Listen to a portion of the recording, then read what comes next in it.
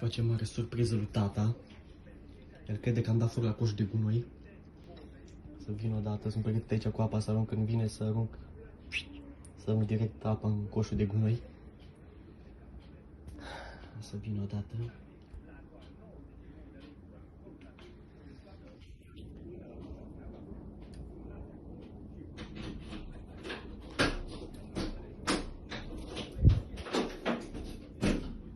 Hai, tată, mai repede!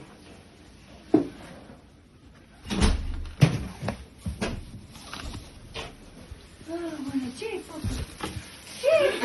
Am zis-o făcut la mulți ani! Mulți ani trăiască! Mulți ani trăiască! La mulți ani! Cine să trăiască, cine să trăiască, la mulți ani!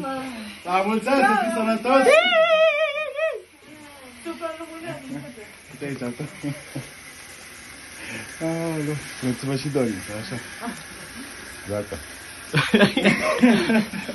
Ce părere despre domnul pompier? Pompier aici, la misiune să trăiești. Nenea pompier. Tu știi ceva? Tu știi ceva? Surpriză, Ia să te uit surpriză. aici că sunt curioasă. La tricou, ia uitați-vă la tricou acolo, ia uitați-vă la el. E ăla cu bărbatul noiembrie.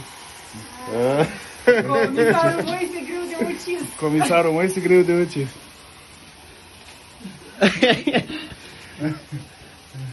Eu filmam, tati, eu filmam așa, când ați intrat, filmam așa, nu știu dacă ai văzut. Filmam așa. Și tortul l-am filmat și când ați intrat. Ia, tata. Ce părere ai despre această surpriză, tată? Baza. Arde aici coșul și voi nu mai veneați odată. Asta râdea maică ta. Nu mai puteam, mă, să mi-am pus masca în seara Ce asta. actori buni sunt, nu-i așa, Mi-am mă? pus masca. Tată, trebuie să dau la actorie? Ce ziceți? Trebuie să dau la Tortul cu actorie? polițist de voz. Trebuie să dau la actorie, tată? Da. Neapărat.